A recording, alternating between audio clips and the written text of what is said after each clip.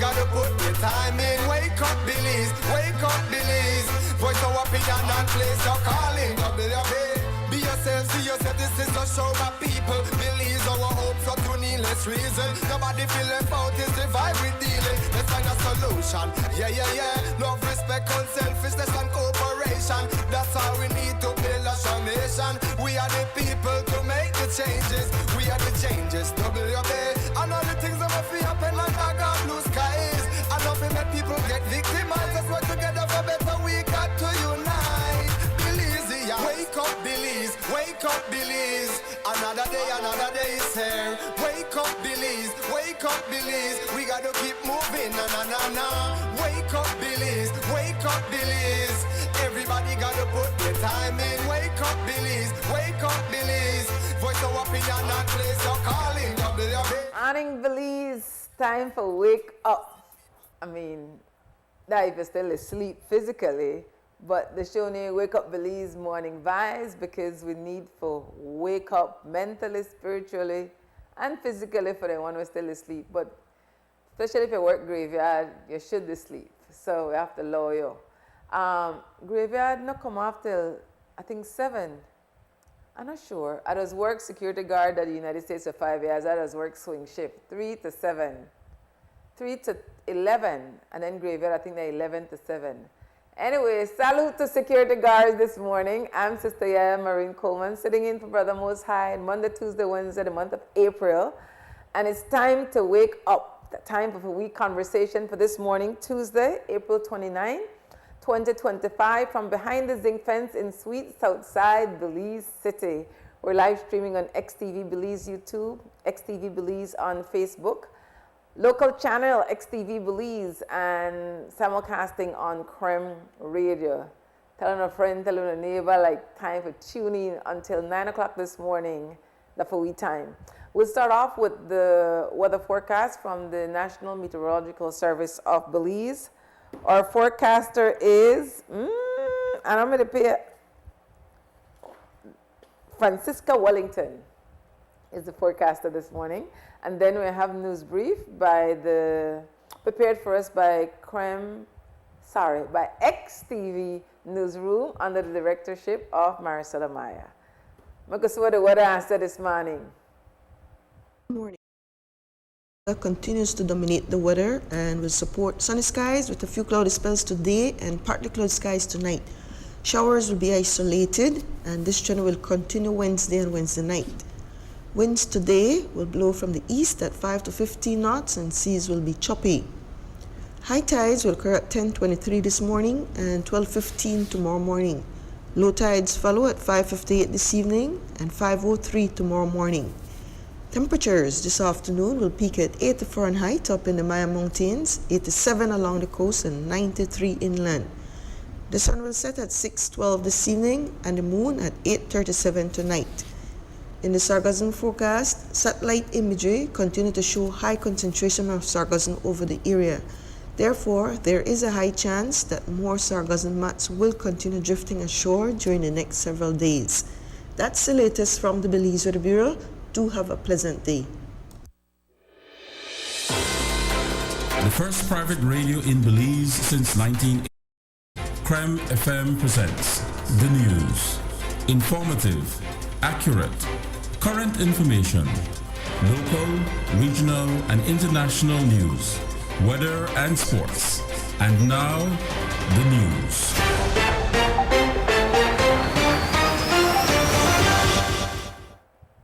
Prime Minister John Briceño on Monday morning had a call with United States Secretary of State Marco Rubio. Multiple matters of bilateral interest were discussed, including the Millennium Challenge Corporation, MCC, US $125 million grant to Belize. Yesterday afternoon, Foreign Minister Francis Fonseca, in an exclusive interview, told Creme News XTV that the call was weeks in planning, and added that as it relates to the Millennium Challenge Corporation, MCC grant, they have not gotten any formal notice of its cancellation. He alluded to a reconfiguration of the MCC that now sees Rubio himself chairing the board of directors. Let me first make it very clear that we have received no official formal notice of the cancellation of the MCC program. But obviously we have seen reports of that, and it appears likely. Again, this is a matter Prime Minister Briceño raised with Secretary Rubio, and he again pledged, and he is in fact the chair of the MCC. I think the new administration reconfigured the board. So he said that he would look into the matter and find out exactly what the situation was in terms of Belize. So we'll have to wait and see there. But yes, we're disappointed. I am disappointed. Belize has done a lot of work. We spent, I think, more than 2 years preparing, working very closely with our MCC colleagues. It's not something that Belize went looking for. The MCC funds came from the U.S. government. They're the ones who identified Belize, selected Belize. They're the ones who said, listen, Belize, you're on the right track in terms of governance reform, in terms of economic reform. You're on the right track. We want to help you. We want to support you. Obviously, when something like that is brought to an end abruptly, without a proper explanation, then you're very disappointed. You're very disappointed. As we understand it, what has happened is that this new department created in the new administration, a department called the Department of Government Efficiency, I believe, DOGE. They have been given a mandate by the President of the United States to identify, areas where, to review all areas of spending in the government. And so they have, taken a very wide brush in terms of these areas. And they identified MCC as one area where they believe spending could be cut. The government is still hopeful that Belize's MCC compact could continue. However, Fonseca accepts there's a likelihood it may not. We hope that there's still an opportunity for this to be salvaged, for an opportunity for it to be reviewed.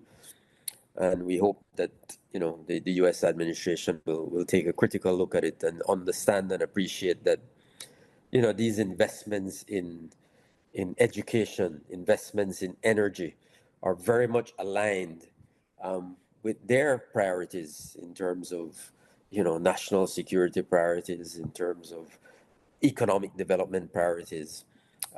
So, that's our hope. But in any case,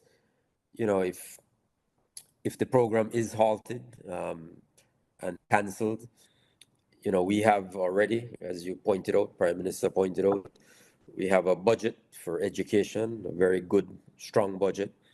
We will have to obviously target that budget more strategically to meet some of the challenges that we pointed out under the MCC. Same thing we'll have to do with energy. But we'll also have to go out and find more grant funding and low-cost financing to address some of these critical areas that we want to address. So, we'll disappointing, but, we'll find a way to get it done. The U.S. Embassy issued a release on the phone call between the PM and Rubio, stating that Rubio recognized Belize's significant efforts to counter illegal immigration, support Haitian security efforts, and combat transnational organized crime. It revealed that they discussed tariffs and Belize's commitment to the ICJ process. The release also states, quote, additionally, Secretary Rubio committed to working with Prime Minister Briceño to strengthen the investment climate for U.S. firms in Belize, end quote. Minister Fonseca spoke about the expectations after the 90 days of reprieve on the 10% reciprocal U.S. tariffs expires. Through CARICOM, we're working again to get more information on this program, on this proposal, this new policy. The U.S. administration has indicated that they will be providing more, clarity on it, exactly what it will do. They are themselves, as we understand it, reviewing that policy. They have already exempted certain products, but again, they're looking at that. Here in Belize, we, along with our work with CARICOM, because we've been fully engaged with CARICOM on this issue, discussing it at the highest levels. But locally, we've been preparing as well. I mean, we've had discussions, very good discussions with the private sector, with all the productive sector, with the Chamber of Commerce, everybody, so that people have an understanding of what's taking place. The Ministry of Foreign Trade has prepared a full briefing on this matter for Cabinet, prepared a briefing for the private sector. So those discussions are on the way. So it's really, at this point, it's really a wait and see to see whether or not further exemptions will be granted. One of the key concerns of CARICOM and obviously of Belize is the CBI, the ongoing relevance and preservation of the Caribbean Basin Initiative, which provides specific, special treatment, if you like, for duty-free access to the U.S. market for certain products. So we're very concerned about that. For example, sugar is a big one. So all of that is under review and under discussion. Minister Fonseca said that Secretary Rubio committed to review the matter with his counterparts as he is not directly responsible on the issue of tariffs.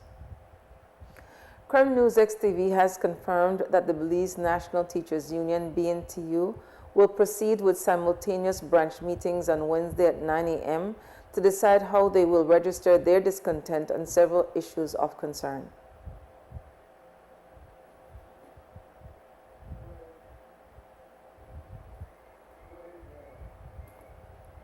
We note that while the union wrote a memo to the Ministry of Education requesting time off for Wednesday so that all the teachers can meet, the ministry wrote back saying they had provided insufficient notice as per the education rules. It therefore advised the union to submit its request providing a more adequate notice period so it can ensure, quote, proper arrangements are made by managing authorities and administrators to ensure the continuity of instruction, end quote. Not only that, the ministry told the union that the tone of its memo was disrespectful as it appeared to be a directive. Our reports are that the union maintains it did not disrespect anyone and will proceed with its branch meetings. It therefore appears that there is a breakdown with the new leadership in the ministry since the March 12th elections. Yesterday, in our interview with Honorable Francis Fonseca, we asked if he's grateful he no longer has to deal with these challenges anymore. No. I never saw my work at education or my engagement with the BNTU as a headache.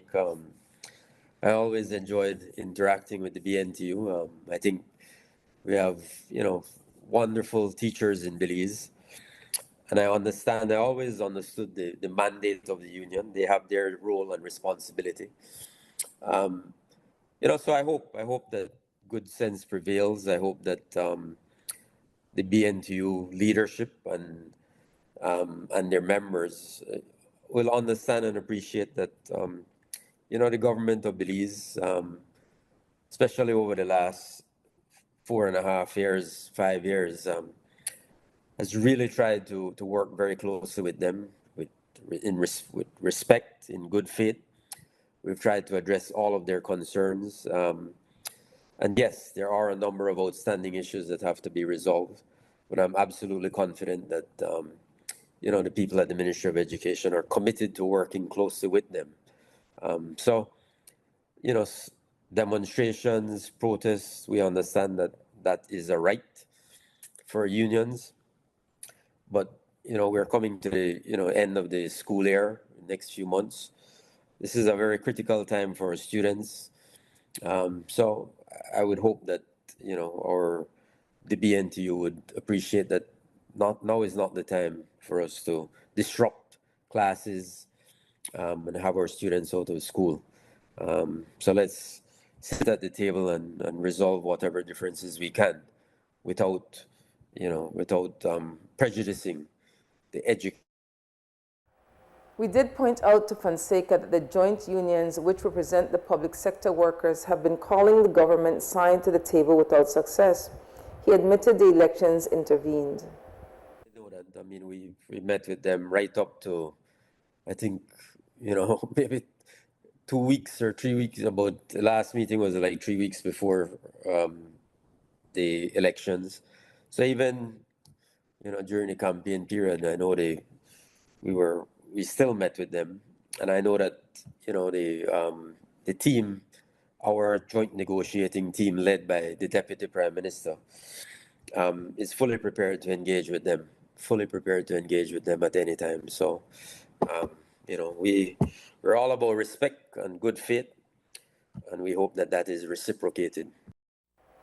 The Ministry of Health yesterday confirmed that 5 additional cases of measles have been detected among the close contacts of the first 2 imported cases confirmed on April 12. The additional cases were clinically confirmed between April 9 and 13. The ministry adds that 22 school contacts were identified, of which 12 are fully vaccinated, 5 are unvaccinated, and 4 had an unknown vaccination status. As part of its heightened surveillance, the ministry says it sent 14 samples for testing to Mexico and all returned negative. However, that based on their own information, the ministry would have known about these 5 additional cases by the time they held their measles press conference in the first 2 imported cases. 20 companies have finalized an HIV and AIDS workplace policy with guidance from the Labor Department. A closing ceremony was held Friday at the Belize Biltmore Plaza to mark the successful completion of the HIV and AIDS Workplace Policy Development Program. The department says this demonstrates the company's commitment to leadership and to building inclusive, safe, and non-discriminatory work environments in Belize. It adds, quote, "These organizations are now better equipped to respond to HIV and AIDS in the workplace with compassion, understanding, and concrete action," end quote. The program included a series of training sessions held throughout March and April 2025 in Belize City, Cayo, and Sten Creek, the 3 areas most impacted by HIV.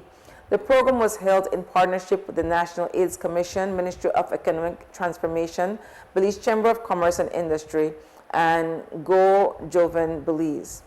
Participants learned about prevention, testing, treatment, and care, as well as the importance of reducing stigma and fostering open communication. According to the Labor Department, a major outcome of the program was the development of tailored workplace policies that promote respect, dignity, and equal opportunity for all. The department notes that despite medical advancements, stigma and discrimination remain significant barriers to care, and these challenges affect not only individuals, but also workplaces, communities, and national development goals. And that end at this morning news brief. You could listen to more news commentary immediately after the Wake Up Belize Morning Vibes this morning from 9 to noon on Creme Radio and Morning Stew. And then at 12:30, there's a full news package on Creme Radio. At 3 o'clock, there's a news brief, and at 5:15, there's a full news package on Creme Radio. At 6 o'clock, there's a full news package here at XTV. And remember, you can always go to XTV Belize YouTube, XTV Belize Facebook for live stream, or listen to our programming anytime you want. We're going to take one quick break, come back, open up the phone lines, and we're going to talk. The first private radio in Belize since 1989. The news. Informative, accurate, current information, local, regional, and international news, weather and sports.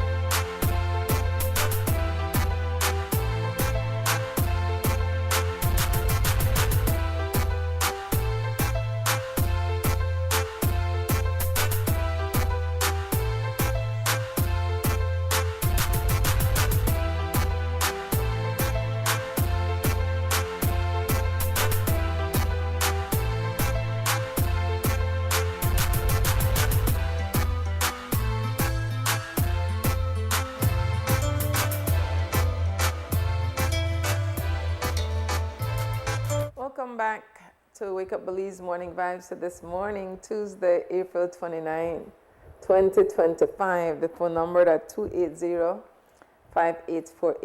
On a call. When I no call, you know I want to talk. And I come set with one. I bring all my books then. Well, not all, but quite a bit this morning because I come set for read. But then I read the news, and the first news story threw me right off. So now here I am.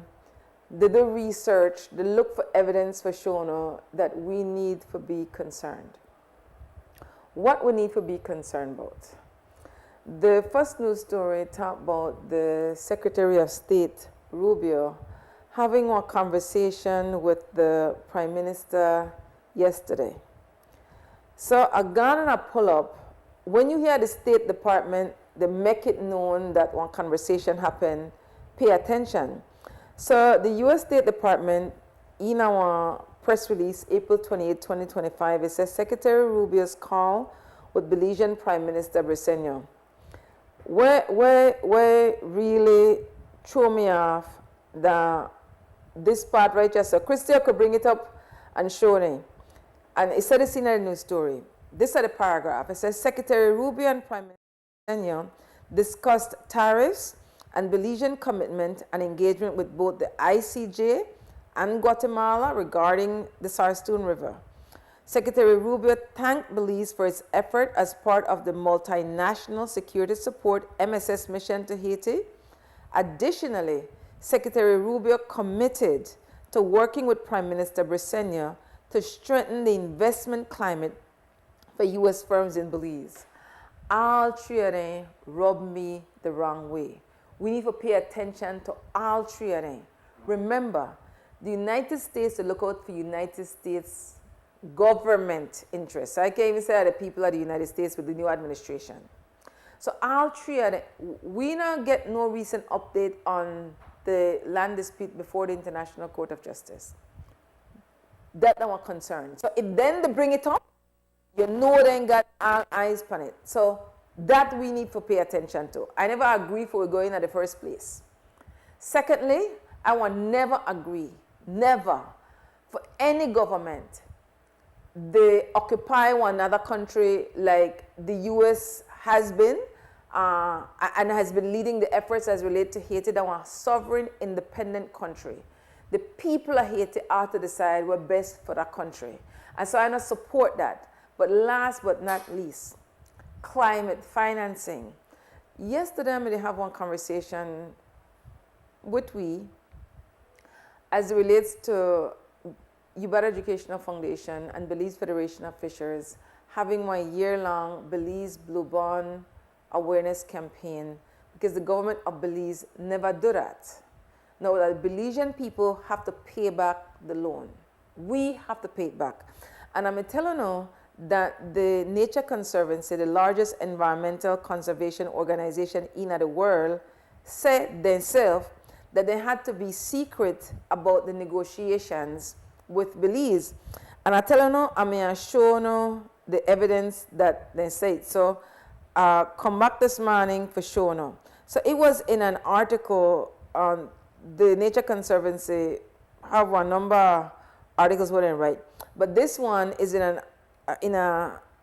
it's called The Blue Streak, and it's dated, and it's November 10, 2022. And it's showing the part where it talk about the secrecy in particular. I know you try to keep up with me, Christy. It says, this is a portion, and this at the time was when Julie Robinson was the program director for TNC in Belize. She's no longer the program director, and she's a Belizean. This is the paragraph. It says, some citizens, like Wallen, will see the Blue Bond as a boon for their ocean-based livelihood.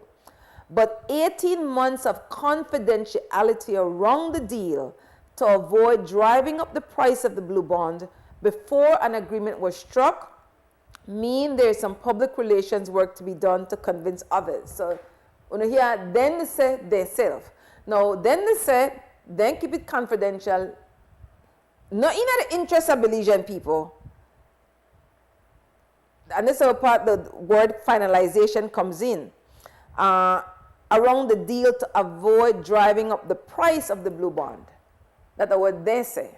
Now again, TNC now represent Belizean people. That the government of Belize agreed to that secrecy. All right. So I'm showing that from yesterday, so I'm showing that. YUB Educational Foundation and for we responsibility the African descendants specialize as black people business. At least under my leadership, that's for we business. Good morning, thanks for calling. Hey, morning sis, Nigel here. Morning, I know here for a long time, but I'm glad you called because you're here to ring up with a name. Executive Director of the Belize Federation of Fishers and one of YUB Education Foundation partners. Talk to it, Nigel. Well, sis, I listened to the conversation and while I understand that TNC no have no accountability to this nation, you have to recognize and understand that they have been in this country for the last 30 plus years. And they have been watching, they have been undermining, they have been in a position of strength as it relates to that blue bond. You see, they recognize the deal that they were going to make. We have to understand that these people are making 14 million US dollars off of that deal. 14 million. So while we hold our government accountable to hold that blue bond under secrecy, we also have to hold the TNC accountable for the mere fact that they had been in our country, they understood our resource, they have been doing research, they have been analyzing our waters, they knew exactly where we stand and they knew the livelihood and well-being that depended on that resource. So they act out of their own self-interest and undermine not only this country that gave them lodging, but undermine the people, the fisher folks of this nation. Because when they facilitated the government and bailed them out in this blue bond agreement and mortgage our sea, and in return make a significant profit off of this deal. And now when you look on the kickback, the fisher folks are not benefiting from the blue bond. We are not. And adding to that, the projects and programs is not addressing what is taking place out there. If you recall, Minister Koi has been the only one that has been transparent to a certain extent. He has been committed in his narrative in saying that the Blue Bond arrangement never did address the situation that the fisher folks are facing. And he had hope, and this is a few years ago he had said this, he had hope moving forward that they would have made the adjustment. And to this date, they have still not made the adjustment. So while we want to hold the government accountable, the BFF position is that we will continue to hold TNC accountable for what they have done to this nation. And people, the nation of Belize, must realize, recognize, and understand that when you have somebody in your backyard, they sit down, they wait for an opportunity to hit you upon in when you are hurt, that is what TNC have done to us. Okay, Nigel, I want to concede that the Nature Conservancy does have responsibility, but my position is the Nature Conservancy couldn't do nothing where the government of Belize never allowed it. So in listening to what I said just now, immediately make I think, Christy, if you could bring up, there's an article by the Green Finance Institute named Government of Belize Debt Conservation government of Belize debt conversion for marine conservation. And this, the way it said, for just show, no, then people face, you know, they say exactly what Nigel just done say. And this the way Kevin Bender, Senior Director for Nature Vest, this is the financial arm at the Nature Conservancy, who work with me. TNC had a long relationship with the Belize government and understood its conservation and refinancing needs. This is one quote from Kevin Bender, the Senior Director. Quote, we had known that they needed a debt solution because we have office on the ground and we've been there for 3 decades, end quote, said Kevin Bender, Senior Director, Nature Vest, the impact investment arm of TNC, in a recent podcast with GFI Hive, quote, we had also been working with them for years on their ocean conservation goals, end quote, he said. So TNC proposed a debt conversion through a series of back-to-back transactions which would enable the Belize government to address both. So now we have it live and direct from TNC, our representative, that they pitch to the government of Belize about this debt conversion. So I concede that, Nigel. Okay, so that just, you hit the nail on the head, sis.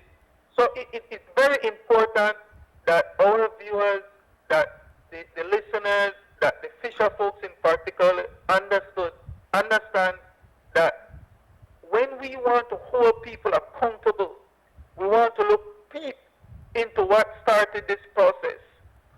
Because as I mentioned, when you have somebody in your backyard where you give lodging to, where you facilitate, and all these people were doing was waiting for an opportunity.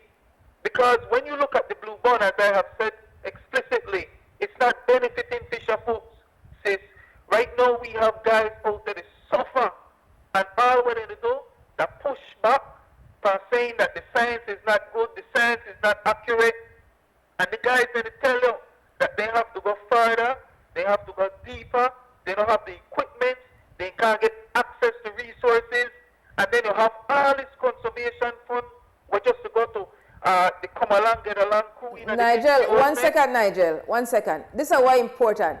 I could hear what you want to say before you say it because you've been saying that so many times.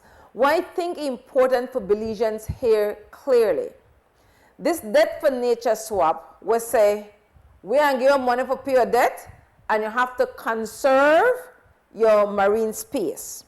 One of the agreements, because the 8th is that you have to conserve 30% of your waters.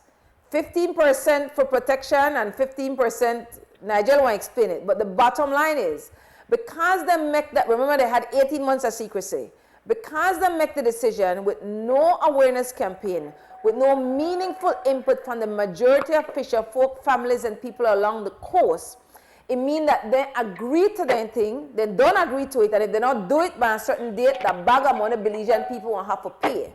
What that means is that fisher folks' traditional fishing areas get smaller. Because we don't have one accurate measurement of how much fishing stock we have, and the fishers then they tell you less fish they out there. Because then they give people from other countries fishing license, you have more fishers. All right, so I'm going to give you a picture now what happened out of water.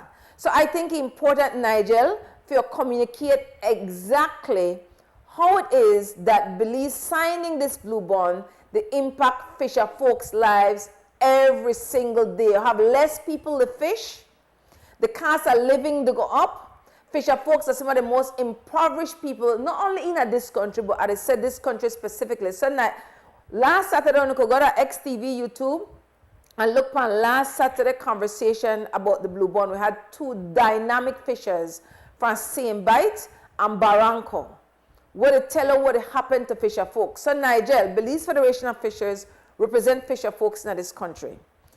So stretch talking from where I just said, Nigel, so Belizean people understand the connection between the blue bond and fisher folks.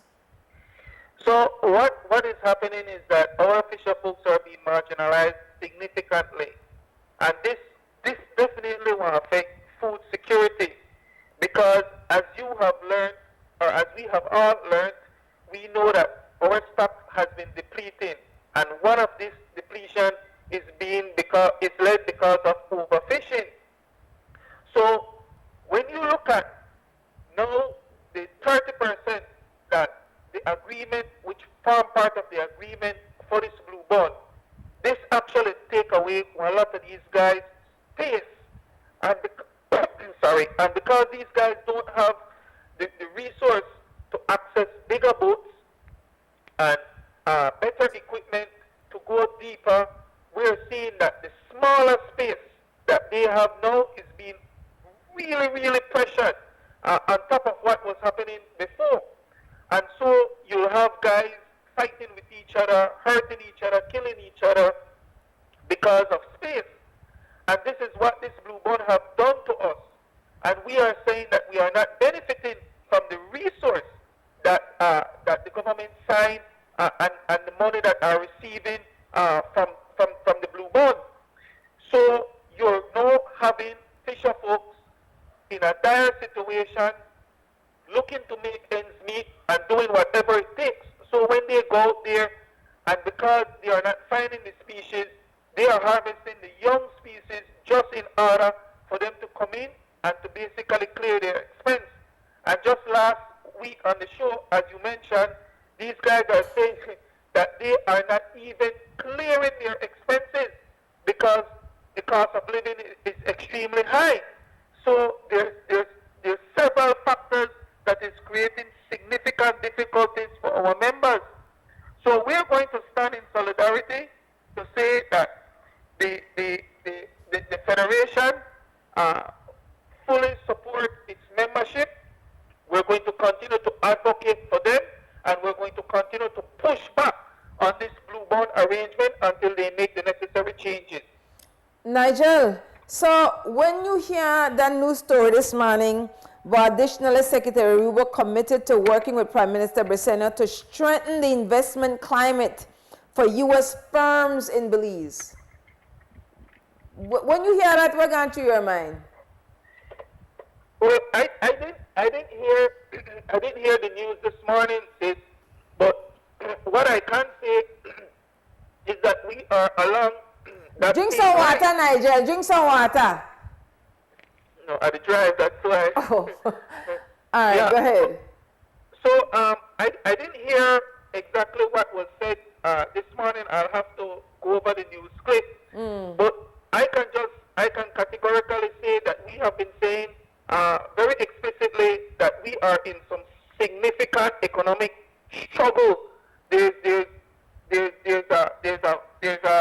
huge cloud above our heads. And the last thing we could have done was to mortgage out our seed. That is what provided us food security for generation and generation to come. And now that we have jeopardized that relationship, we're in significant problems. One of the things that Minister Koi had mentioned was the fact that not under his watch, he thinks that we're going to default on that blue bond arrangement. But what the viewers and listeners have to recognize and understand is that over the last 15 to 20 years, Belize have restructured its debt 3 times. And that's very significant to know because we have been saying categorically that we are a nation of hard pay. And when you are a nation of hard pay and you keep the borrow loans after loans and then push the loans down the road, at some point those loans will reach one stone. And this is what is catching us right now. We have a lot of loans that we are not paying back. And this blue bond will form part of that arrangement. And when we cannot pay back that blue bond loan, it's our resources, the seas that is going to be affected significantly. Well, Nigel, because there was a secrecy around the blue bond agreement, and there are 2 parts to the blue loan agreement. You have the blue loan agreement and the conservation funding agreement. Here it is now. Remember telling you yesterday, the International Development Finance Corporation have on political risk insurance upon the principal and the interest for $610 million US. It believes default. Now remember, we got one track record defaulting. Here what I just found out this morning, Nigel, because of the research. Part of the agreement, before Belize signed this agreement, one of the conditions to signing this agreement is that Belize had to agree for sign the New York Convention and the recognition and enforcement of foreign arbitral awards and incorporate it into domestic law before the transaction. So what Belize had to agree to, Nigel, before they signed the loan, that we have to put enough we local laws and sign this international convention was say, in essence, if we default on the loan, that the entities where we sign this agreement with could carry before a U.S. court and hold we accountable. Not that after USDFC collect the $610 US insurance, you know. $610 million US for insurance in Nigeria. Now you say what you the top, but now this is what you said earlier about TNC. Yes, that is true. The loan is covered by two insurance, and we are paying for those insurance as well. So it comes right back down to the point that the loan is insured. These people are going to make their money, and at the end of the day, the Belizean people are going to be in a dire situation trying to put food on their table. That's the bottom line. Indeed, and this finalization, this what they call pan out, pimp out, mortgage out, natural resources for wealthy people. This is our investment opportunity. And the government of Belize did this with no conversation with Belizean people. But the game changed. Because in the past where we default, and you hear the difference now if we default on this, and again, it's likely that we are on default because that's our track record. You know, they hear no conversation from the government of Belize. You hear, for them, wanted to go up, right? Belizeans still make $5 minimum wage, Belize dollars. People unemployed, and the fishers, the one big part of the impoverished people in this country. And again, Nigeria make one very good point about food security. And then the fisheries department not wanted to be forthcoming about the fish stock declining in Belize. Belizean people, only the people want to save the people, you know. Nigel, so what you would recommend Belizean people do besides being open-minded for hearing conversations like this and thinking for themselves? What do they ask of Belizean people? Well, I would recommend the Belizean people to question their era rep. You know, ask them information about this blue bond, because we're not hearing it from anyone. We have requested several documentation. As you are aware, there's a lot of documentation that are still pending. We do not have access to those insurance to know the details of at least one of consultants and law firms that have benefited as well from this blue bond. Listen, we do not know really what is the overall cost for the government entering into this blue bond arrangement. We do not know. We know that TNC made 14 million, right? But that over a period of time, that just clear 14 million US dollars. Yes, it doesn't matter if the over a period of time. The point is that they are making 14 million US dollars off this deal. And we are saying that we do not know the overall cost, what it costs us to enter into this loan arrangement. Let me just add, Nigel, that 14 million US dollars, the one management fee, where I get paid to TNC over a 20 years period for the, I guess for the blue loan transaction and whatever expertise they offer, technical expertise where they offer. So that just, Nigel, they make the point that there's so much that we don't know about the blue loan agreement. And what in the dangle front of some people eyes that want bag of money through the entity name will manage the money, Nigel? The conservation fund? Yeah, okay, under the conservation fund, they have one entity out of the Prime Minister office, I believe, where really that a large environmental NGO get a bag of that money. Like, they get one lot of the money. Nigel, you know, I never understand that the seed money for that for we money, that Belizean people, because when they take out the loan, I will have to show it, then broke down we made it talk about 360 something, right? But I see one breakdown, Nigel, where really that 364 million US dollars is not. I never know that that's sort of it broke down. I may think the 364 million that's straight for the loan, like that the gone straight for loan only. But I see one broke down where said that don't know how the 364 gone. So you understand how that 364 million get broke down, Nigel? Like yes, yes. One part of it of the endowment. One part of it went to the conservation fund. That's the reason why you see every year the government is awarding 4.2 million US dollars towards this conservation initiative, and hence the reason why we're saying not only are they receiving this money from the conservation fund, but they also have an endowment. So for the next 40 years, TNC has ensured that their scientists and colleagues and people who are part of the Come Along, Get Along crew will be benefiting from this money for the next 40 years. Okay, I find it, Christy, sure. So the 364 million US dollars, Blue Bond financing, 301 million US dollars, that for the retirement of the 553 million super bond at 55 cents a dollar. I'm wrong with that yesterday. So I may think, Nigel, the 364 million dollars that may totally for the super bond retirement. But it was not, I tell you, I never know, brother. That was 301 million US dollars.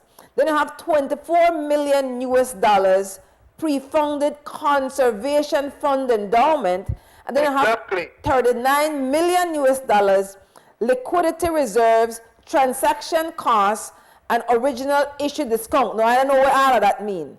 But I just say that Belizean taxpayers' money, they pay back this 364 million US dollars. So what are people in the permanence unit? What are they, Nigel?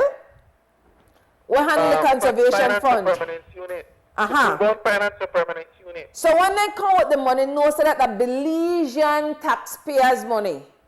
Let's be clear. That for we money. So Nigel, what part BFF the BFF not apply for no more money? Or no accept that they don't want give her no money? What part are they in that right now? Because I know no apply for money for the, and I know that the whole story, no apply, they never given her the funding. Then they swing around and come back again now and they say, okay, what we do, we have one middle person. And the Fishers said this past Saturday, they don't want no middle person. They don't need nobody for handle the money for them. So what part were they in that process, Nigel? Well, the situation remains the same. They want a middle person in order to manage the funds. And we are saying that these middle persons are the ones that are making the profits. They get all, and the Fisher folks are just getting pittance. Because the projects that we are saying that are meaningful for these Fisher folks are projects that are going to impact and change their lives and their livelihood. They don't want to see this. They want the Fisher folks to continue to be dependent on them. And that's the reason why the process is like this. Because you continue to use the Fisher's name to borrow these money, to get these money, and at the end of the day, you throw consultancy in their faces, and you want them to just go to their meetings and participate. But at the end of the day, the consultancies are walking away with hundreds of thousands of dollars, and then nothing is going to the Fisher folks in a meaningful way other than having a little workshop here and a little workshop there. That is not changing the equation. And when you have an organization like the BFF that is advocating on these changes, on these rights for our Fisher folks across this country, you have a lot of the pushback from the come along, get along crew within the NGOs because nobody wants to associate with the Federation and help the Federation because we ensure that we stand in principle for these fisher folks. I get one text, Nigel, I said, morning, it's never too late, the saying goes, but my beef is that it's been 4 years of Blue Bond, cheered as historic. No media, including CREM, dissected the bond. I am always open to constructive and fair criticism. And I know I said that nobody never dissect the bond, because that's not true. I want to say they never dissect it as long and as detailed and make it one priority as they should have been. That's my position. But keep in mind, Sunday Review, that the only news review talk show in this country. As I dare anybody, bring the evidence. Nobody not dissect the Blue Bond like under my leadership for Sunday Review. And it's on media house. So the person who sent the text, that's my response. I got evidence to show that. Channel 7 did bring in understanding the week after we had the Turkish PhD student from the University of Antwerp, Belgium, who was in country last year along with one of his professors. His name is Orange Onat Kalik. And I say, in June, I say the evidence. So I just want to say that it's unfair and it's not true to say that no media house not dissect it, because Sunday Review are part of this media house, and we definitely dissect it, still to dissect it with we partnership with Belize Federation of Fisheries. Make I give a final thoughts before you go, Nigel, and I really appreciate your call. Make we stretch talking on this matter. Well, sis, what I want to say to the nation of Belize, that economically we're in a very, very bad situation. And as stewards of our resources, as responsible citizens, we need to hold our leaders accountable. So I appeal to every single person. When you see our minister, when you see our area rep, reach out to them, ask them, listen, we need more information about this Blue Bond loan. We need to get better resources from this Blue Bond. We need to hold our leaders accountable, and we need to hold the NGO communities accountable. These people have been getting millions and millions of dollars over decades. We have to go on a break, Nigel, and they call. Tell me right now. So wrap it up for me, please. Yeah, and we are now seeing our resources depleted significantly. So I am just appealing to the general public to reach out. Nigel? All right, again. Big thanks, Nigel Martinez, the Executive Director of the Belize Federation of Fishers, an organization that look after the interests or advocate, share knowledge about, on behalf of fishers, fishing families along coastal communities in the country of Belize.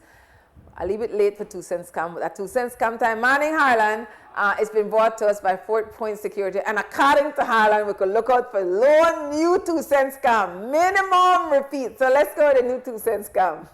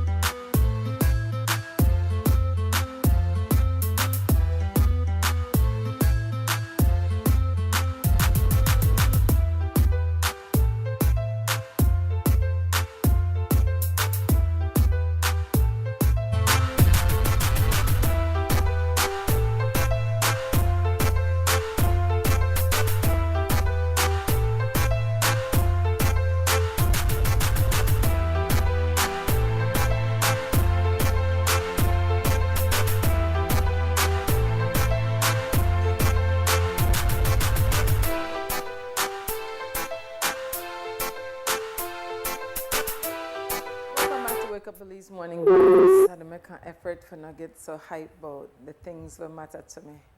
And so we had a meaningful half an hour or so conversation with Nigel Martinez as it relates to the financialization of our marine spaces. And that's something we're unique to Belize. So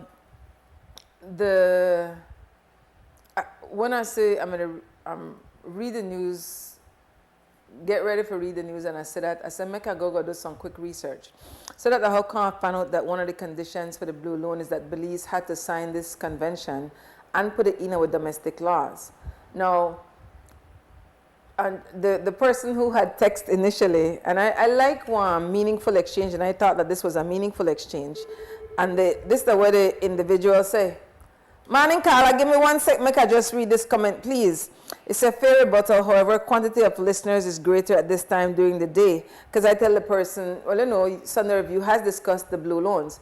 In all fairness, the leading caller on the blue loans has been Sister Sandra Cowie.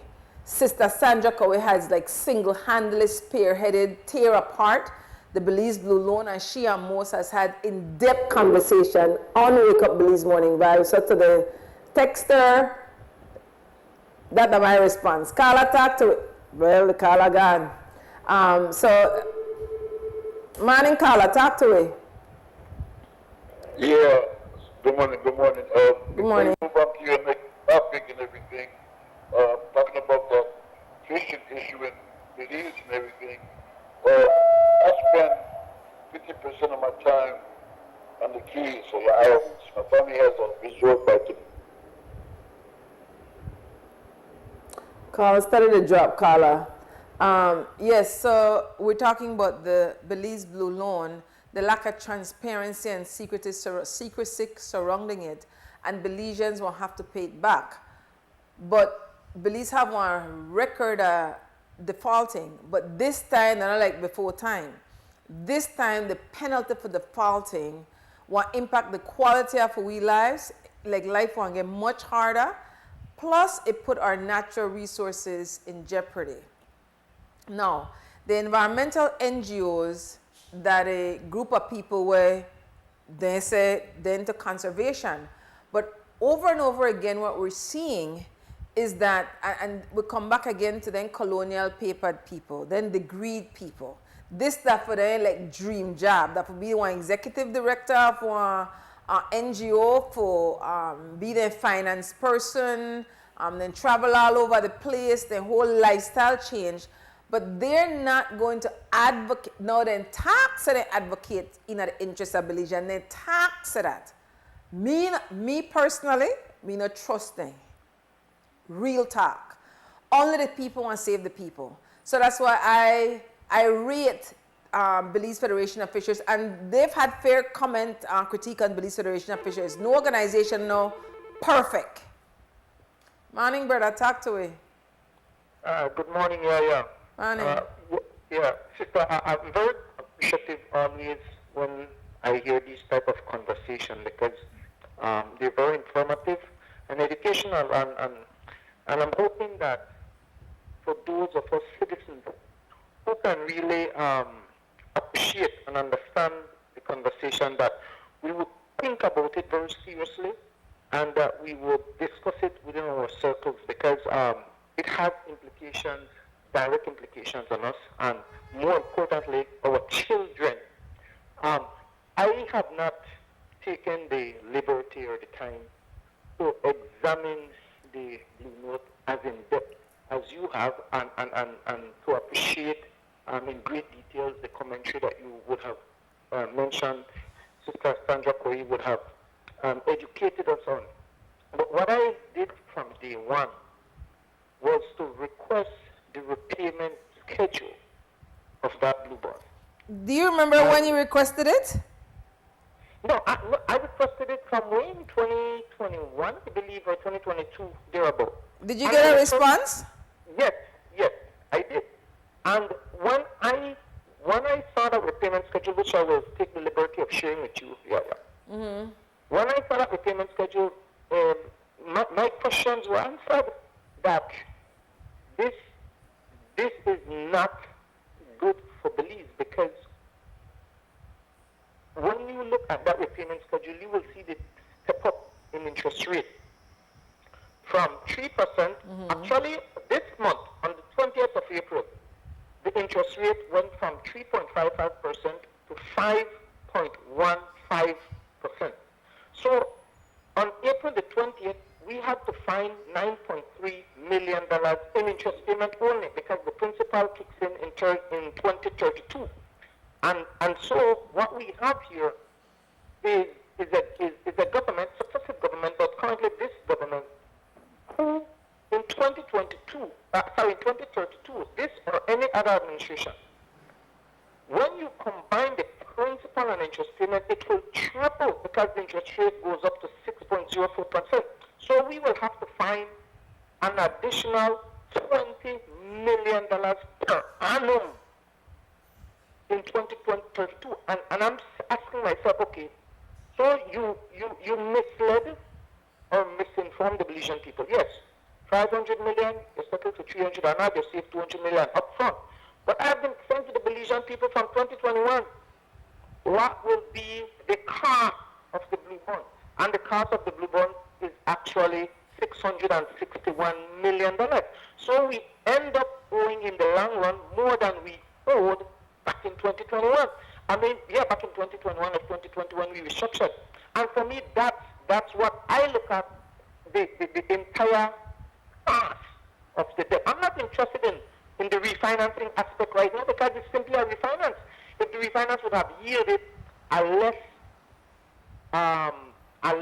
lesser payment on the entire debt, then I would have applauded the effort. But I've been saying it from day one. These are just for refinancing efforts, brother. So, brother. Two generational grant picking now. So, brother. So I must support it because we have to grow the economy, YaYa. And what are we doing? Make I ask you this. To grow this economy to meet those obligations in 2022. Make I ask you this, brother. Make I ask you this. Are we, because before we did this restructuring, what's it called, one debt to ratio GDP? Yeah. I think now we the right back what we made it before we did this restructuring. Slowly creeping there. Not there yet. Slowly creeping there. Slowly creeping there. Yeah. So I don't see how, I mean, but let's be real, the Dean. The government had to do something, then back me against the wall.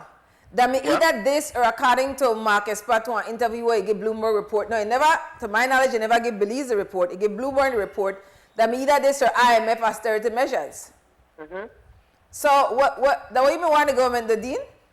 So what I am saying is when you come, the government had to do something to be able to ensure that we kept the economy going. But what I was saying, my position has always been,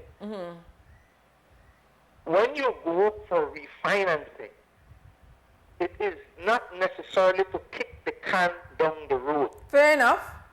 It's to put yourself in a sustainable position to be able to now service the loan so that you don't lose your house. All that occurred in this blue bond was a restructuring effort, but nothing meaningful in terms of economic growth. If we don't figure out how we will grow this economy outside of call centers, which we know and become absolute in as soon as we could blink an eye. If we can't figure out the current economic infrastructure that we give to these so-called foreign direct investors, which leaves us with little or nothing in tax revenues, because as we learned, some of them even they benefit from environmental tax while creating the biggest damage to the environment. That economic model of how we attract foreign investment must change so that the Belizean people and the economy can benefit. But none of these foreign investment, none of them are yielding anything meaningful to be able to sustain these debts other than creating meager and low-income employment.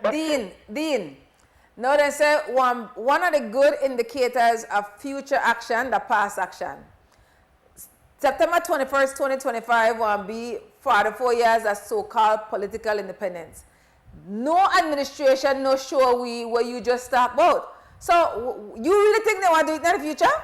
I don't say it frivolously because that for we quality of life they get what's around, like real talk. But as to say seriously, they have not demonstrated that they have the willpower or the capacity for do what need to get done for grow the economy. Well, this and this is the kind of awakeness that I try to also stimulate for people to understand. Look, this are just a vicious cycle, brother. This are just give me one term or give me two terms, kick the can down the road, and we will always be in this precarious situation of devaluation and ultimately civil unrest. Because it has to come because our leaders are showing that while we restructure, it is always only the same group of law firms, the same group of families, the same group of businesses that continue to thrive. The masses, and more importantly, the bottom line of this country never improves. It never improves. And we were at I'll say about a little over 100% debt GDP because of the rebasing that they did. So I think they also need to start being honest and stop using the 136%, I think, or 130%, which is what they like to throw around, and then bring that down to 6 when they restructure. And then, Dean, I know most Belizean people not understand that GDP, and I know GDP is not the best way for measure the financial status of the people in the country. They're not the most fair and accurate way. It is not. But usually GDP, our measurement of goods and services, they say gross domestic product. But they're not a fair measurement. I don't remember, I've done the research before, but they're not the best way for measure like the report card financially for our country. Now, yeah. Dean, what will be the question still is what we want the government to do. Okay, so eventually we have civil unrest. And then what the government want to do? What they never made to do before the civil unrest. Like, I ask for solutions. Like, how do you grow the economy, Dean? You have the answer? Well, for me, first and foremost, the first thing that I would look at is the multinationals in my country and trying to ascertain how many of my natural resources is being exploited, including my human resource, versus what they're repatriating and not reinvesting in industries or new businesses that generate fresh foreign direct investment. Wait, Dean. Say that again, but break it down so we can understand good way to say. Say it again, but break it down. Let's look at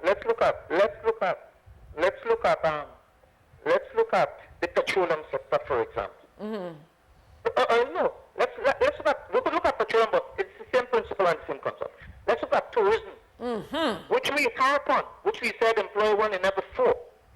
But I keep saying, 1 in every 4 is employed in the sector, yes.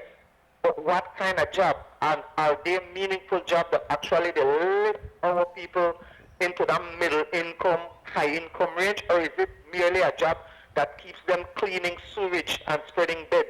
While the hotelier who now occupy prime property in Belize for leaves of money continue to repatriate all those funds, exploiting our people and our natural resource. And I'm saying that the first area I'm going after. We cannot continue to have expats coming into this country. No, call them what they are, immigrants. Not because they're European and they're expats, they're immigrants. Well, yeah, they're aliens. They're aliens. Immigrants, I know why you call them aliens. Well, immigrants, aliens, then each one are the same. Yeah. Right?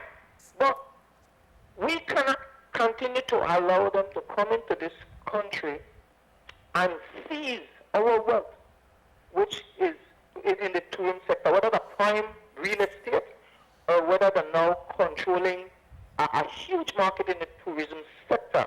That's for us. And yet they own 100%. We need to change that investment model which forces them to do business with locals. And no alien should own more than 49% of anything that exploits Belize natural resources. But that don't happen already, Dean. So how you correct that? And then I don't know if they have the willpower, because I know a lot of them invested financially. What's happening in Africa? We're seeing what's happening in Africa. Where some African leaders are saying the exploitation of my country and my resources finished. So if you're not prepared to come to the table, you're always free to leave. You're always free to leave. Look at what's happening in Norwegian. Who they make money down there, brother? Look at what's happening in the cane industry. Who really they make the money there? Look at what happened in the petroleum sector, whereby we would have generated in excess of $1 billion. None of that was really reinvested in Belize people. None.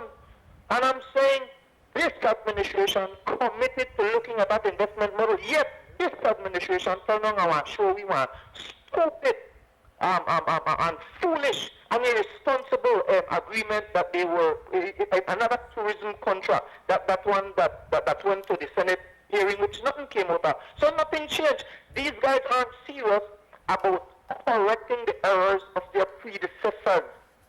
Dean, have you read the book 13 Chapters? Yep, back in sixth form. I'd recommend for go back and read it again because I'm in the Glen Street last night and I said, and I tell them my experience, and like I know I said Schumann, I'm familiar with her. But the person who write that book, they're on different vibration of the person he is now at my position. But even the son, that's why I tell her we need to learn the story of we country. He was very clear in the failure of the PUP leadership when it comes to what the working class people expected from them. And then they go into the history of how both the PUP and the UDP originally, after political independence, how they hung up with the multinationals. Yeah. And how they got into this, deep into this capitalist foreign investment market. So we have to look on the root of how they get so. Because it's have to get pulled up from the root. But one big part of that is knowledge.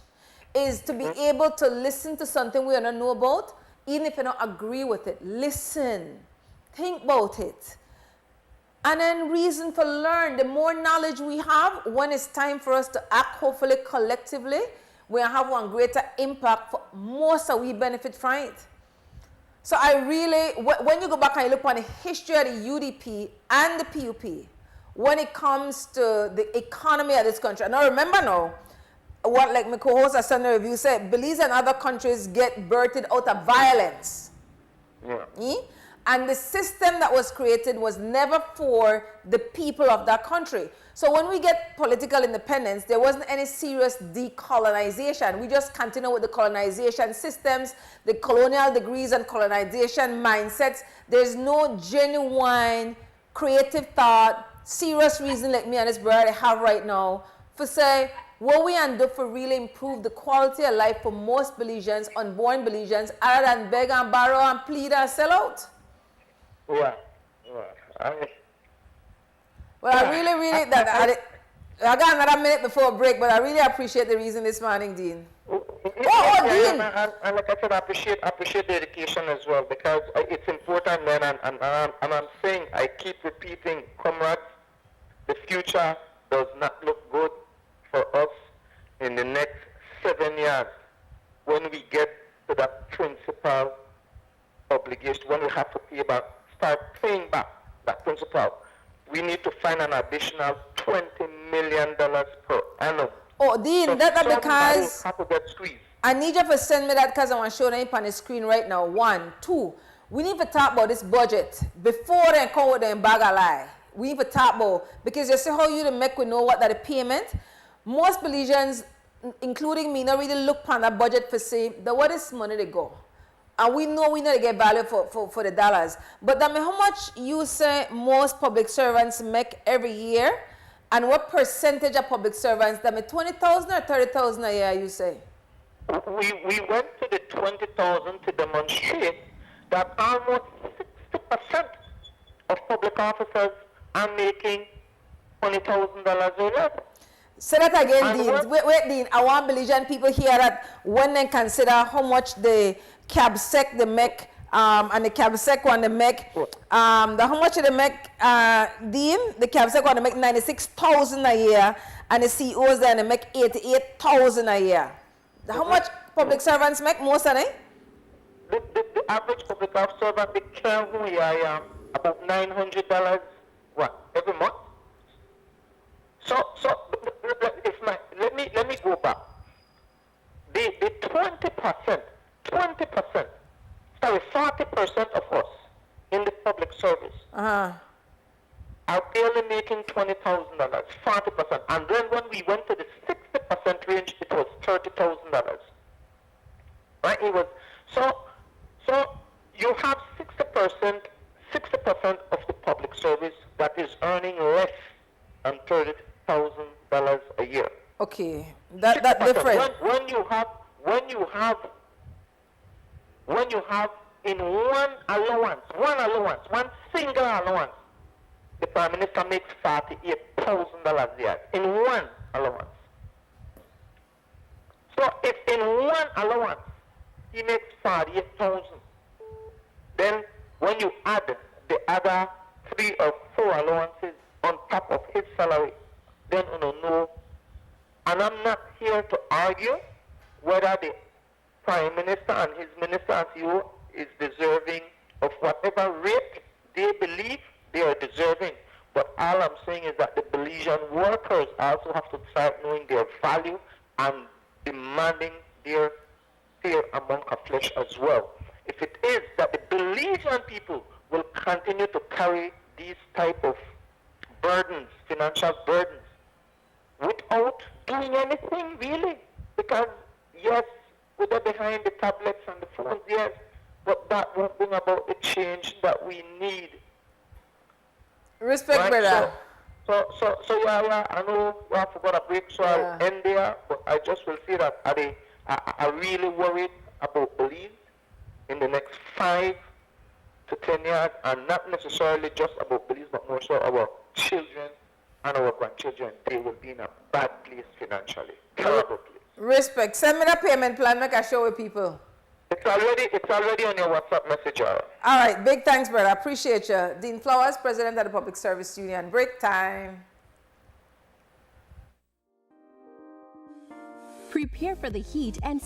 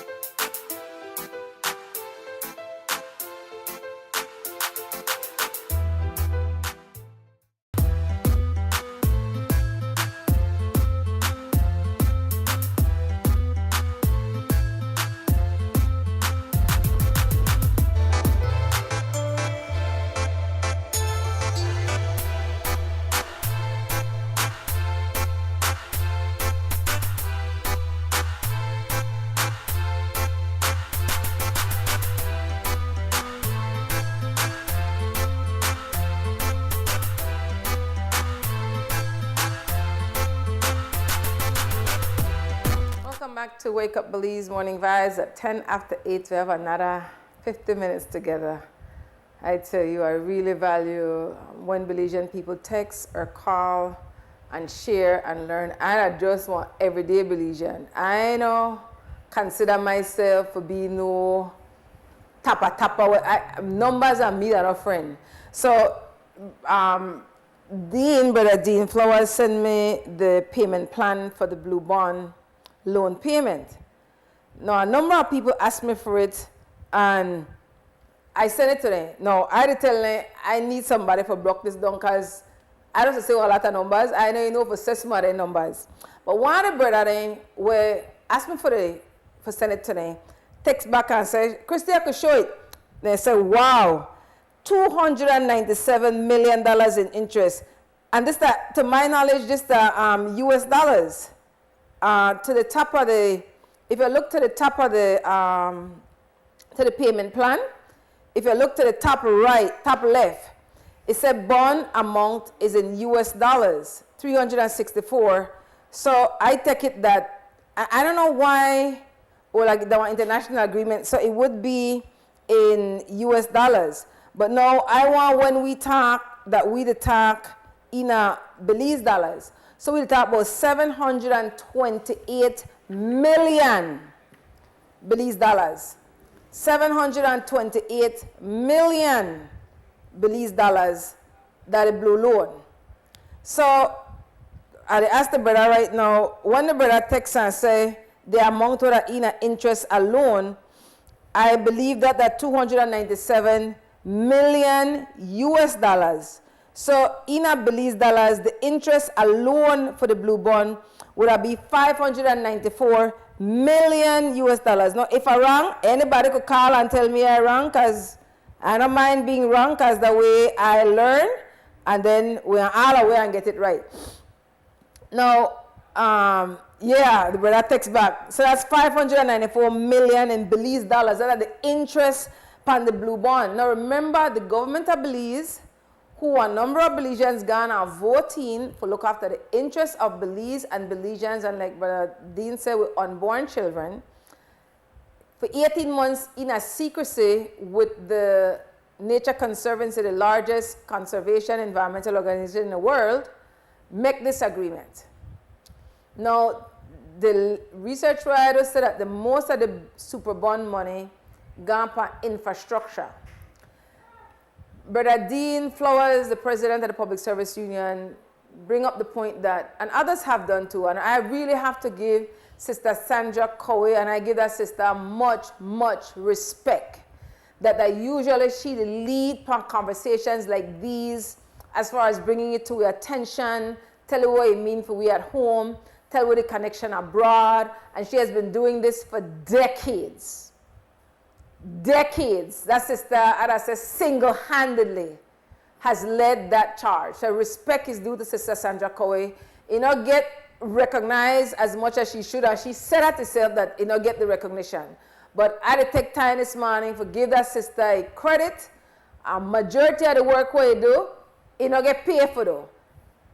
And that's why I said the work what I do, I just want baton passed on to me. There are Belizeans who we don't know about, we give for this country, you never hear them name, you never know what they do.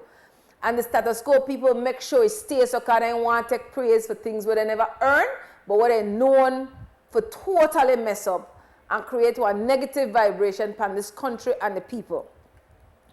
There I go again with my loud talking self. One of my brother, because I ask, well, where one Belize do? Because we have to be real. Belize there between a rock and a hard place. At the point when we came out of colonization, self-government, political independence, we never have no serious decolonization process. For say Belize, this is our part today, economically, socially, culturally. Make we figure out one way to have consistent community conversations, National Assembly, people gathering, and hear what people got to say, and make we come up on the values of this country. We copy and paste the Constitution like we copy and paste the laws, and we just go along. It not a work. We can't keep continue like this. It not work for we. It not work for you. Like, I don't think we have any idea when we say, yeah, and get worse, how much worse it could be. So, one brother, here I want to ask Brother Dean, what you want the government do? How we going to turn this wrong? So Brother Dean said eventually there'll be the people who will raise up a revolt just because we can't take the pressure of the sufferation. So I said, okay, even when the people revolt, what the government want to do? And then Brother Dean said one of the things in a look part like we go negotiate with these primarily European immigrants that are foreign investors. And that we have to renegotiate because Belize and Belizean people not a benefit, but we pay the penalty financially and with the quality of life. So this is what this person texts and tell me. To grow the economy is simple. Then people always get me, boy, if it's simple, brother, I'm more me, I know it. It might simple to you. When I read it, it sounds simple, but I don't mean I think that it's so, simple. But anyways, brother said to grow the economy is simple. First, research what the 160 million people in our neighboring countries need. Food, agriculture, services, etc. and what they are importing too. And produce it for them at a cheaper rate by 3. Setting up small and medium businesses by training and funding our young people, which is 63% of the population. India received over $500 million startup grants for their MSME from World Bank. Monies are out there for our development. Belize is a contributing member to the World Bank. IDB has over 150 billion US dollars. CDB and I believe Kabai Bank.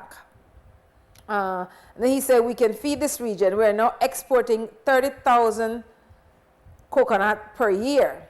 So it go on for say, Mexico wants to buy a coconut for $2. A tree bears over 100 per year. So Hinda say 100,000 trees, that is 20 million, I don't know if that US dollars or Belize dollars at the top bowl. The husk is good for fertilizer. You get meat, water, and milk from coconut. It goes into everything. This is only one product. We can do over 100,000. We can feed this region. So Bella Vista Farms has over 30,000 coconut trees. Because I tell them, brother, 100,000 coconut trees, a lot of coconut, So the brother said Bella Vista Farm alone have 30,000. So you see, sometimes we not dream big enough. We not think big enough. So I'm like, 100,000. And that's why I like have these exchanges and conversations. People are no different from me, more than me, challenge the way I think, getting creative. This is our part of literacy.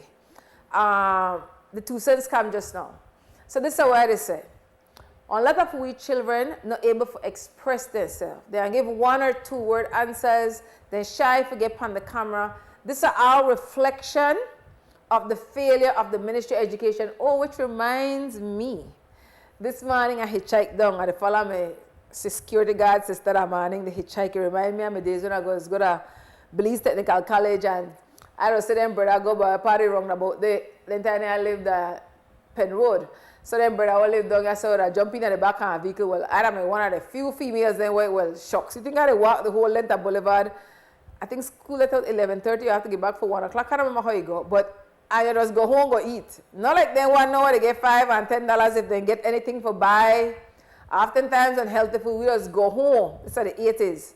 I graduated from Belize Technical College in 1986. These not words, I think that's the mantra. You let my people learn from Belize Technical College. Listen to this. Listen to this. This brother act sweet me talk about mic drop. Morning, talk to me. Morning. Morning, Sister YaYa. Tell me, sis, where you going? Sister YaYa, this is Nicole McDonald, Sister YaYa. A couple years ago, I was on your show with Miss Seneca Sasola talking about breastfeeding.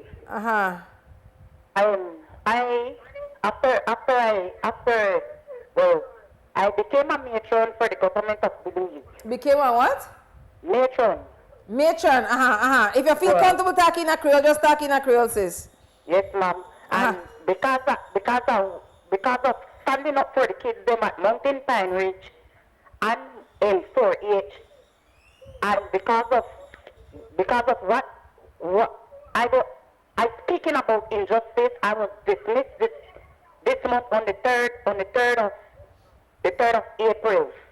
I did 17 years with the government of Belize. Okay, one thing I want to ask you, as you tell me what your experience, just not call no name because we don't want to be held liable. I experienced sexual abuse on Mountain Pine Ridge, physical abuse, mental abuse. Okay. My pay got sacked 7 times within 1 year. Let me ask you this, sister. Did you document it and report it to anyone?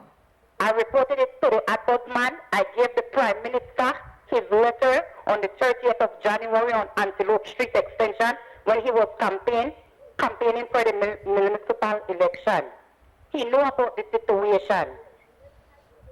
Okay, so I know you to call this morning for bring this matter to your attention. What you want to happen at this point, besides bringing it to the public attention, I want to give you my phone number, and then I'll put you in contact with the media house, and then if you want it be a part of a news cycle, that's possible. But what else you want to happen? Sister YaYa, I already did all that. I went to Creme, I went to Channel 5, I went to Channel 7. And what happened? Did they run the story? I gave an interview, sister, in the news director didn't hear it. Same thing with Channel 7, same thing with Channel 5. Why are they so secretive when it comes to abuse? Okay, so one sexist, I want you to work with me. You to say you con Nazing fence. Which media house you talk to? XTV, Creme Ranger, or Amandala? The lady, Marisol Amaya? Yes, ma'am. Okay. She did an interview with me earlier this month. And you said she did not, to your knowledge, she did not air it? No, she did not air it. Okay, stick a pin right there. I will check in with her to see if it was aired or not and what that the reason. Before we jump to conclusion that the white communication matter. What you should have do, that gone back to them media house and ask them why they never run it. And then whatever, you mean do that?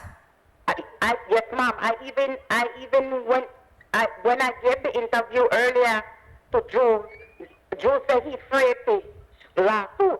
That's what he said. Earlier last month, I was charged for cyberbullying of Chester Williams because that I comment on Shineborough Post. I am the only female that got charged for Chester Williams. I used to date Chester Williams, but I'm the same one, Arthur Roy, that got charged too. Because of what I speak out about the injustices in Belize as a mother, that Belize her 5 children in Belize City to take on 48 kids in Mountain Pine Ridge. What I've been through and the kids have been through, we should have never been through. I spoke to our former director, Kevin Kittle, and tell him what was going on with the abuse in Mountain Pine Ridge. I got sexual assaulted in my room. I watched the kids then get beat up. I slept on the hospital floor with the kids then. The kids then called me mother. One of the beaters threw me with the American football in the cave. All of them was in court on Mountain Pine Ridge. All of them is in lodge. When the manager slept with me in my room, he told me he need to jump off and because the spirit to tell him stop. Okay, the things sis. that I've been through in Mountain Pine Ridge, I documented. I gave the ombudsman his report in October. Nothing came out of it. Okay, sis, I hear you, and I know that was hard to have to relive that again.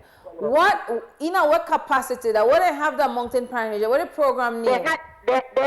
They moved our former director Kevin Kittle moved the youth cadet from 21 and took it back to Mountain Pine Ridge. Okay, now it makes sense. And like I told them, not under my watch you will use these kids as no cartels and no drug dealers. And because that I stand up to the government. Wait, one sec, sis. One sec. I caution you. Listen to me good, because we know when Jules say what he say, there's valid grounds because we don't got no bag of money for go to court. You might know what you know. Hear me good. But if we don't have... Our former director was deported sis, wait, man, sis. Hear me, man. I give you the space to tell a story, but I need you to hear me so you can really get this as you move forward and deal with public spaces. You cannot say anything that you don't have the evidence in your house. Okay, all right, okay. One sec, sis. Sis, hear me, man. Just hear me. I have to say this because it's a we media house. You cannot say things that we, like you just said that, but I don't have no evidence of what you just said, so you can't. I have the black and white documents to prove. Hear me. You have it. We that the media house not have, sis, hear me, man. Unless we that the media house have it enough for we hand, then we can't allow it for the on the airways. That's the way I want you to understand. I already saw your news director. I want to check with Marisol, but all I said to you is, right? I want to check with Marisol and I want to follow up with you. I didn't ask you, other than that, what else you want to happen? You bring it to the public. What else you want to happen specifically? I'm seeking justice because my post is an established post. My post is an established post as a matron. How the hell? After 17 years, I was dismissed. What are the grounds they give you for dismiss you? Why didn't tell her to dismiss you? When did they dismiss you? They tell me my post is no longer available under Anthony Mala. Okay, when did they tell you that you get dismissed? On the 3rd of April. Okay, all right. I can either give you my number, you give me my phone number, and we have finished the conversation before the day out and get back to you based on what Marisol tell me. 625-9884. 625? 9884. 9884. All right, I want to get back to you today. 625-9884. Nicole McDonald. Thanks for calling and bringing it to your attention, sister. Respect. I tell you, it's really a lot. For host for a morning talk show, we have call-ins because people tell you really heavy things where they're not like, just another call, you move on to the next story. Like, for hear what our sister say, and I tell her the real, then do have a small percentage of people globally, small, then there, but leave it, kunko, would claim that people sexually abusing or abusing in any way are not true. So somebody who has lived through different forms of abuse, once somebody tell me that they get abused, I believe them. Off the bat, I believe them. So I believe that's history. So now I have to find out why the story is not in the news cycle. There's more than one side to every story, and I open for here all sides. The ombudsman had a duty to respond to the sister. Sometimes I send the communication and will not get it. Whatever the reason is, I want to do my best for that. One of the things I do human rights accompaniment. What that means is that you have oftentimes working class people who don't have the time, the energy, the knowledge, the courage, the bandwidth for advocate in their best interests. So then I give me permission for advocate for them, and that's what I do.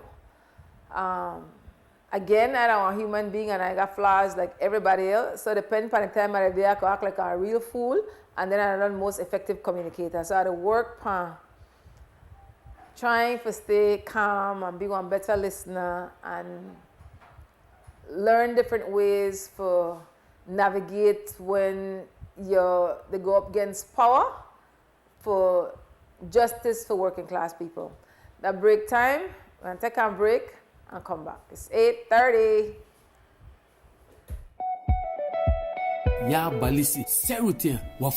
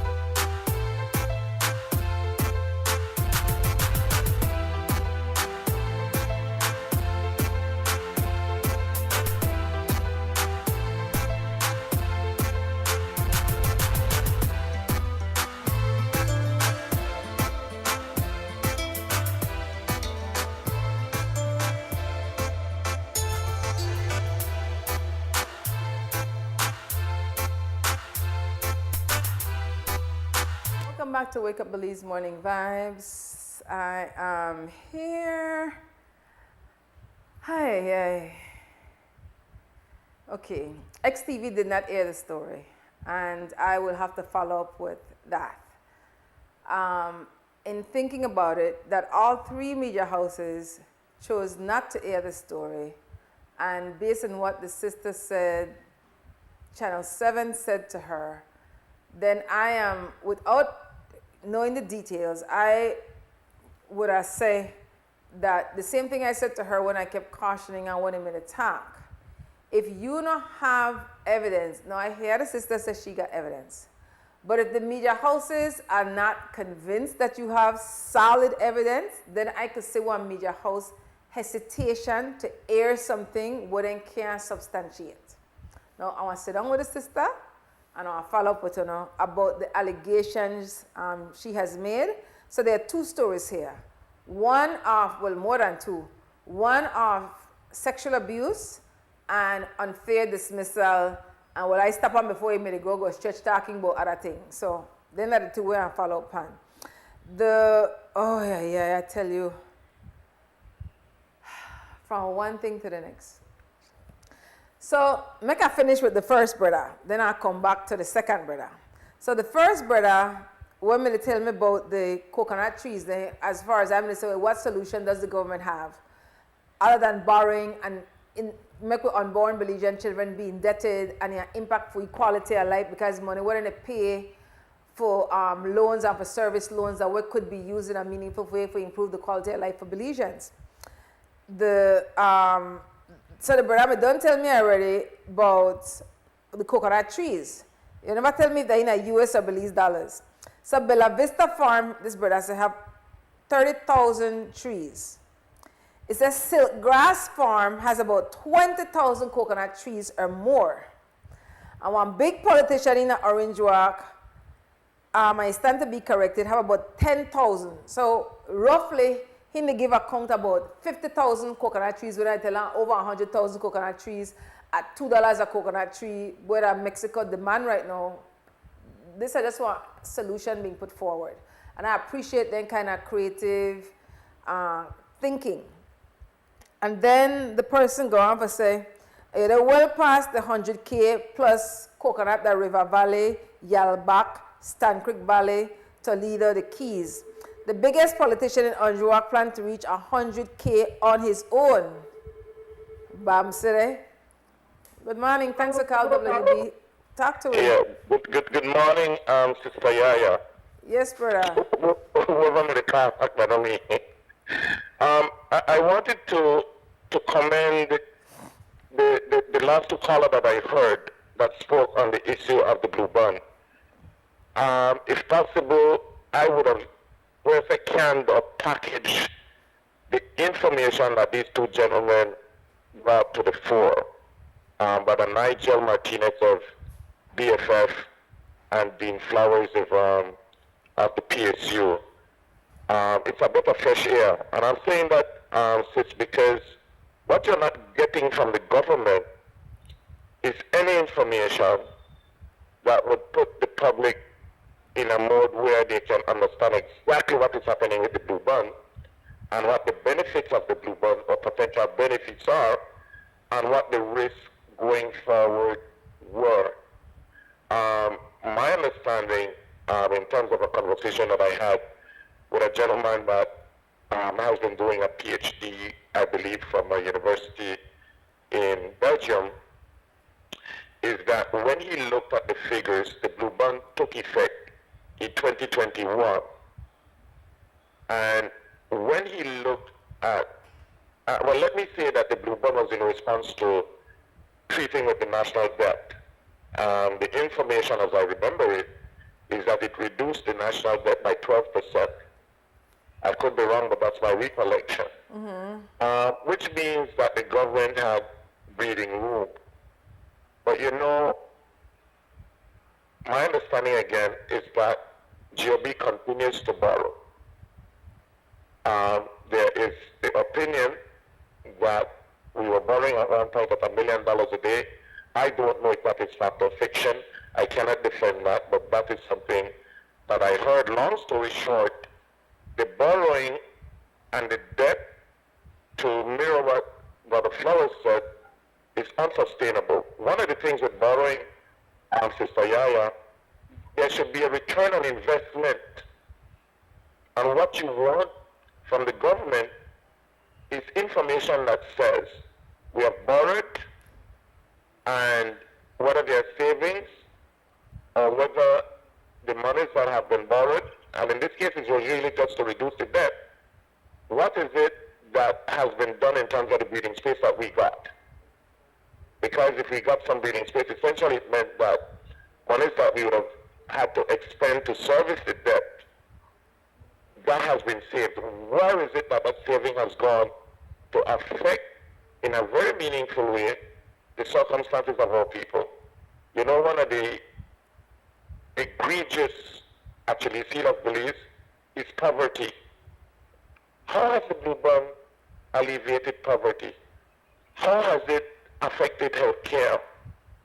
How has it affected nutritional security? These are the things that I believe that the conversation need to be speaking to. Sister YaYa, you know, I can tell you that I spent 27 years at Fisheries Department, and at one point when that sector was actually doing quite well, there were two subsectors there. There's the capture fishery industry, which is what people are fishing, and then there was aquaculture. When I left fisheries, the export earnings from fisheries was about $23 to $24 million per annum. I believe that it is just about there, and the feedback that I've been getting this year from our fishers is that things with lobster is bad, so it's probably not even at 24 million this year. Long story short, Sister YaYa, they say that if you stand up one place in a moving stream, even if we said at 24 million, you're functionally moving backward, you know. Because the plastic bag that you saw coming at you has passed you, as in the country, and you have remained in that one spot, but functionally you're moving backward. And so, what I want to say is that there has to be something that reassures the public that the Blue Band did yield some benefits. That benefit is not affecting the national picture. I think a part of the issue that Brother Nigel brought to bear was that there's a conservation fund that has been associated with the Blue Band. And that conservation fund has not benefited fishers any at all. That conservation fund has immensely benefited a small clique of NGOs. And I'm reiterating the point that the last thing you want from the Blue Band, that I believe matures in 19 or 20 years, well, minus 3, in 15, 16 years, the last thing you want is at the end of the day, at the end of that time frame, there's nothing to show. So I am appealing to the Belizean public to try and find out information about the Blue Band and try to track very, very constructively what the impacts of that Blue Band is, because I will tell you that when you look at the national picture and when you look at how it has affected, for example, especially poor people, there has been little or no benefits.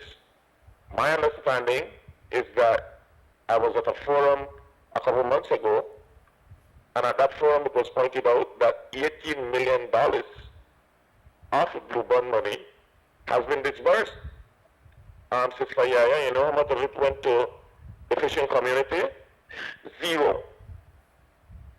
So I'll make the point that it's not only a talking point, but the Blue Band is really a scenario that could have, but it's not affecting the circumstances of poor people and working class Belizeans. Big thanks to the call, Brother George. And Brother George is the consultant for Belize Federation of Fishers, and I'm really thankful, first and foremost, that we have our own media house like Zinc Fence, so that UEF could partner with a credible organization like Belize Federation of Fishers. For say, even though the has done the out of the gate, that no mean we not stretch talking, because having knowledge that a cornerstone for people act in their own interests. And that the part of the government of Belize fail and has consistently failed, past and present governments. Then put in mind that the majority of the people who they deal with are not literate. Not literate as in they're in a survival mode because there are a large population impoverished, like Brother George made the point of, and they keep with it. And I said then keep with it because of the choices where they make, like they have to make sure they pay loans where they keep the borrow, and we not see the benefit of, and so then we in a survival mode all the time, a part of the capitalist system. And then for someone we have only opportunity for pick we head up and say that what happened wrong here. They know a lot of way. But the majority of the people in a survival mode, they're not literate as in they're not going to read all anything, they're not understand anything. I don't know how much of them, like that, I think that 60-something% of young people of this country, I don't know how much of them really listen to morning show. I think that our older population tend to listen to morning shows. So just the fact that we have the conversations, I'm appreciative of. And I know there are Belizeans, the ones who they listen. And believe me, the decision makers tune in to Zinc Fence content. Believe that. Then tune in. So I really appreciate the time you take, Brother George, for calling this morning and share that, share the information we share. And I want to ask you, ask Dina, Nigel. What the government for the Nigel? I mean, what the government for the George? Them back there between one rock and a hard place. Them either blue bond or IMF austerity measures. What do you want the government do? Well, Sister YaYa, borrowing is not necessarily something to be condemned. You know, there's a need for borrowing, and I believe that at the time, Prime Minister was, as you put it, between a rock and a hard place. And we just come out of COVID-19. In a COVID-19 too. Yeah, it was, but the scenario that is egregious to the people of Belize, not the Prime Minister, the situation that is not good for the people of Belize is what is it that borrowing has done for us. You have gotten a reprieve, but where is the benefit of that reprieve for the populace? And this is my point, YaYa. If that $18 million, YaYa, let us say, was apportioned where, let us say, 40 or 50% went to productive uses. YaYa, one of the bright spots in terms of traditional fishing is the deep sea fishing. The BFF had submitted a small little project, $150,000, you know, YaYa, and that was rejected by. It was not approved. Let me try to be gentle here. It was not approved by the office that deals with that particular matter, and there was no good reason for it not to be approved, obviously.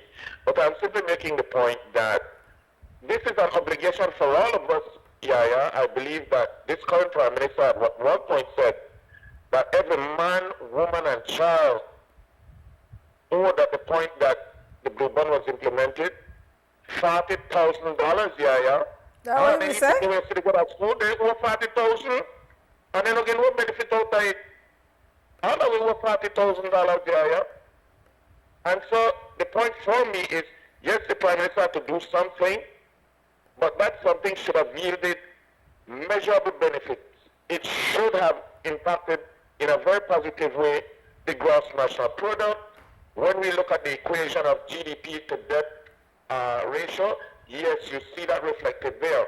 But when you look at what it has impacted in terms of the organic feel of it, how has it impacted the price of fuel? How has it impacted the quality of life of our citizens? How has it impacted the availability of jobs?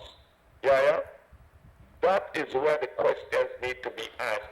What it has done, it has improved the conditions and the access of a very, very small group of people, YaYa.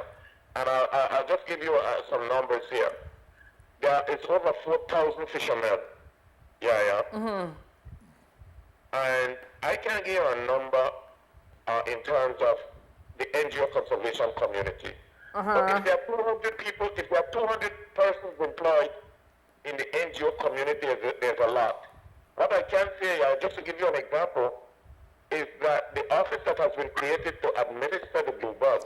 And that would be another way I'm going to look for just now, because I want to use the terminology. So it's the Blue Bond and Finance Permanent Unit in the Office of the Prime Minister.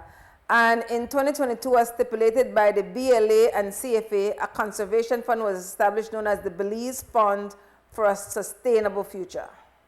Right. Well, YaYa, it's sustainable, and we have to ask ourselves, sustainable for who and sustainable for what? We have another 2 minutes, George. Yeah. So I'll answer the sustainable for what.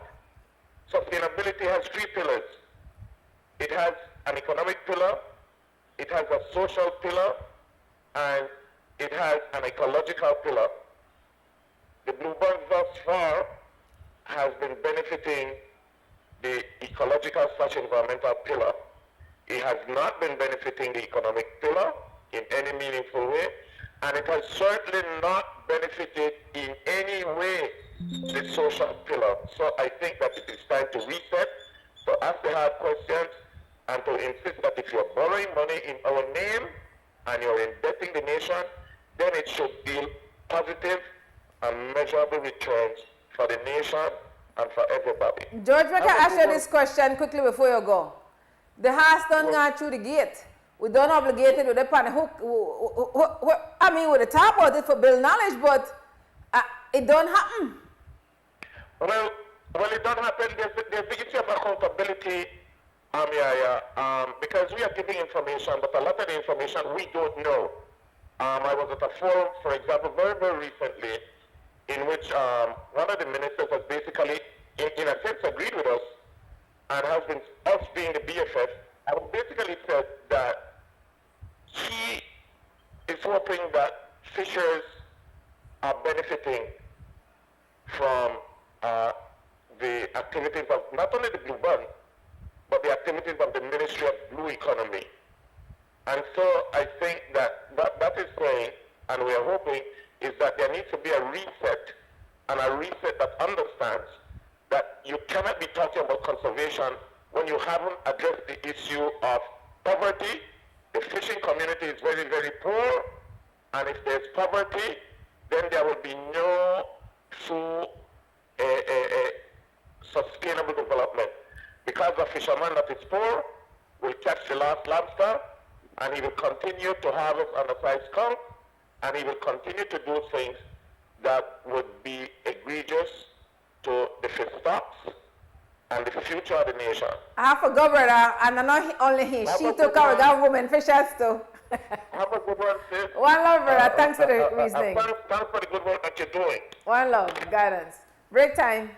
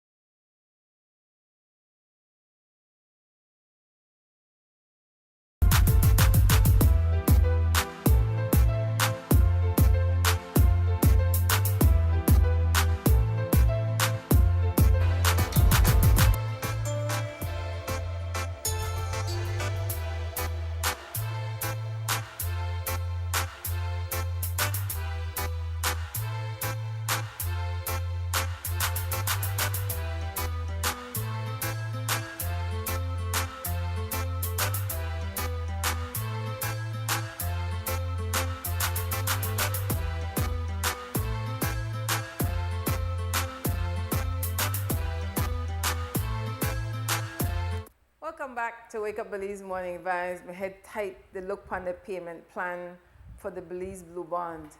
Tomorrow I'll make more sense of it, but I don't time to shut up the shop, so I want to thank Belizean people who listen, who calling, who text, who live stream. Remember at 3:30 today, the show on repeat on XTV. Thank the security guard who are coming this morning, Roger Rushford, known as rapper, known as Shane Flowers, the technical director. But never correct me, I said Master Chief Operator. I wanted me to watch the credits yesterday. I said the technical director is Krista Flowers, senior engineer Cliff Lewis, and downstairs at Creme Radio, Larry Guerrero, known as Larry G. This show has come to an end for the morning. It was an absolute joy being with you all. As you know, whenever I did my people, I usually have a good time.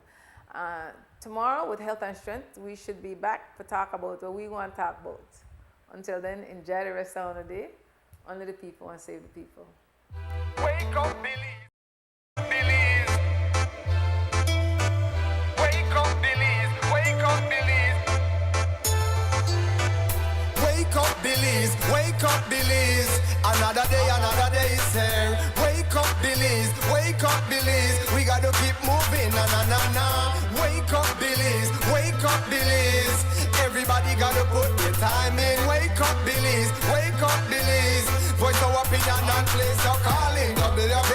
Be yourself, see yourself. This is a show by people. Belize our hopes are to needless reason. Nobody feel left out. It's the vibe we dealing. Let's find a solution. Yeah, yeah, yeah.